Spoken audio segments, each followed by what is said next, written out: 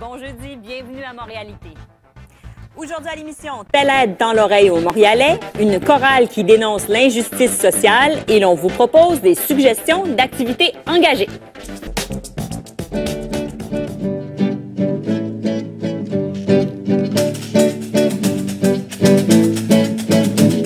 Olé, olé, olé, oh Dieu. Olé, olé, olé, oh Dieu. Pour le cash, cash, cash. Pour le cash, cash, cash. Extrait des sables bitumineux. Pour le cash, cash, cash. C'est un dégât vertigineux pour le cash, cash, cash. L'oléoduc transportera ce pétrole d'un Alberta. Ça va tout polluer, c'est ça que vous voulez. Ça coulera clou, clou, clou. Est-ce qu'on est fou, fou, fou? Olé, olé, olé, oh Dieu.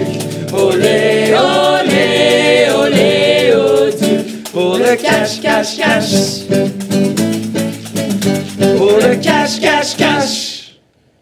Ouais, bravo! Alors, vous venez d'entendre 6 des membres de la chorale du peuple et j'invite 2 des cofondateurs à venir me rejoindre. Donc, Myriam Verza et Alain Mignot. Bonjour! Bonjour! Bravo! C'est très chouette d'avoir de la musique en studio. C'est rare que ça nous arrive. On dit que la musique adoucit les mœurs, mais vous, au contraire, vous voulez réveiller les consciences. Oui, c'est ça. On veut faire que les gens soient conscients des problèmes de notre société, mais en même temps puissent l'exprimer avec joie et bonne humeur. Exactement. Cette chorale du peuple, donc, même dans sa genèse, est très alternative, différente. Comment vous vous êtes rencontrés? Comment elle a été fondée? Là, ça s'est passé à Occupons Montréal en 2011. Alors, à la fin de l'occupation, on s'est mis à dire qu'on aimerait ça avoir une chorale, puis chanter dans des manifestations, créer nous-mêmes des événements.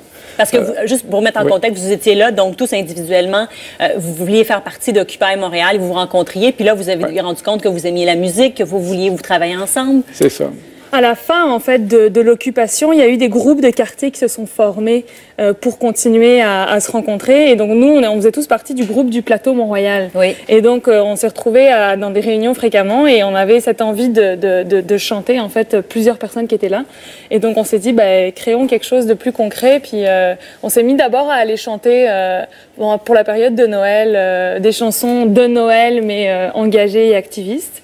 Et puis, on a vu un peu l'engouement de tout ça, puis on s'est dit, continuons, puis on a continué à écrire des chansons. Parce que ça fait quand même depuis 2011, là, donc vous réussissez à être là, à continuer, à avoir des gens qui s'intéressent à vous, parce que vous êtes une chorale, encore une fois, différente. Vous n'avez pas de chef, les gens viennent à la répétition ou pas, ils se présentent aux manifestations pour chanter ou pas.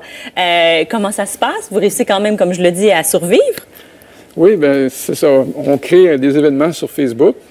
Puis, on ne sait jamais trop combien de gens vont venir. On a peut-être au-dessus de 300 personnes qui nous suivent dans Facebook. Oui.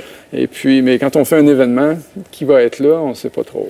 Mais ce qui est super, c'est qu'on peut avoir seulement 2 ou 3 membres de la chorale qui sont là. On a des photocopies, une trentaine de photocopies, on les distribue aux gens. Et puis, il suffit qu'il y ait un seul, même, animateur qui soit là pour animer les gens à chanter. Et ça suffit pour que tout le monde devienne la chorale du peuple.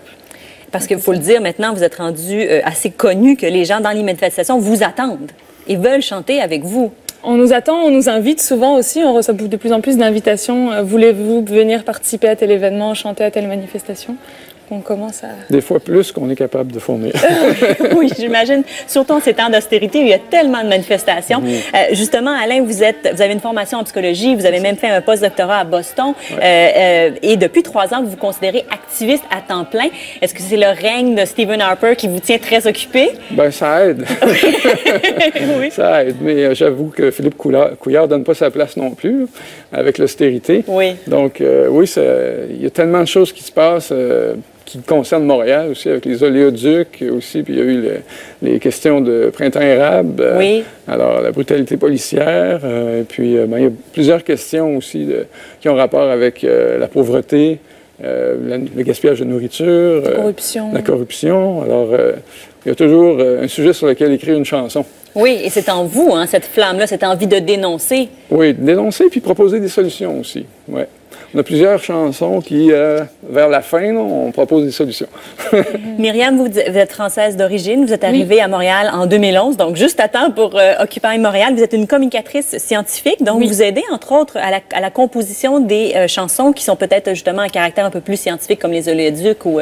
Voilà, oui, surtout les questions environnementales qui, moi, me touchent le plus. Il y a une chanson qu'on a écrite aussi ensemble avec Alain sur les gaz de schiste, donc avec plus la composition un peu scientifique, des éléments qui se retrouvent dans le gaz de schiste et qui sont très toxiques. La pollution de l'air, j'ai écrit une chanson sur la pollution de l'air. Oui, ce sont des sujets qui me... Je trouve que la chanson est une bonne façon aussi de transmettre des connaissances sur notre monde et de faire réveiller les consciences sur ces sujets-là. Vous avez même rencontré votre conjoint. Oui, dans la chorale, hein, comme quoi, je disais, la musique adoucit les mœurs, mais peut vous faire les gens se rencontrer. Évidemment, vous parlez d'injustice sociale, de différents enjeux, mais des fois, on peut, j'imagine, ne pas tous être d'accord, entre autres sur la non-violence. Est-ce que quand vous écrivez des textes, vous les discutez ensemble? Oui. Ça n'a pas l'air vraiment facile. Il y a souvent des discussions. Là. Oui. Moi, par exemple, si j'écris une chanson, après ça, je la soumets aux autres, il y a toujours telle phrase, tel mot. Des fois, c'est pour le style, mais d'autres fois, c'est le contenu. Là. Alors, on discute avant qu'une chanson soit approuvée. Comme Oléoduc qu'on a chanté. Celle-là, ça a pris beaucoup de discussions. Hein. Je pense que c'est comme 20 heures de discussion. C'est important pour nous que les gens qui le chantent, qui font partie du noyau, soient à l'aise aussi avec les paroles et avec l'approche. Puis on a toujours un peu chacun des approches différentes, des envies différentes de communiquer les choses. Mais on finit toujours par s'entendre puis avoir des chansons dont on est fier. C'est comme Oléoduc. Est-ce qu'on met l'accent sur le fait qu'il va y avoir une destruction en Alberta à cause des sables bitumineux, ou est-ce qu'on met l'accent sur le fait que l'oléoduc a des grandes chances de couler? Donc, on peut avoir des discussions sur où est-ce qu'on va mettre l'accent dans la chanson. Bien, disons que vous ne prenez pas des problèmes qui sont simples. Hein? Donc, déjà, effectivement, j'imagine qu'il faut plusieurs couplets pour réussir à passer au travers. Vous avez même déjà endisqué. Est-ce que vous pensez que vos chansons vont bien vivre? Est-ce que dans 20 ans, si on écoute vos chansons, on va sentir que...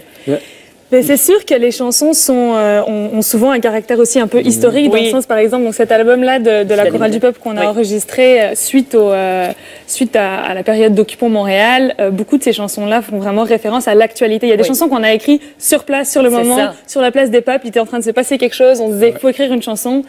Et c'est sorti. Donc, il y a un côté un peu, c'est sûr, des choses qui sont dépassées, mais d'autres qui sont encore vraiment d'actualité et qui vont probablement l'être pendant longtemps. Et il faut dire aussi, les chansons sont toujours sur des airs connus, ce qui aide évidemment pour les gens à les chanter. Bien, merci beaucoup d'être venu nous en parler. On peut avoir plus d'informations, savoir d'ailleurs où vous serez prochainement sur votre site, en fait, votre page Facebook. Et en ces temps d'austérité, je suis certaine que vous allez être très occupés pour 2015. Merci beaucoup. Merci à vous. Merci.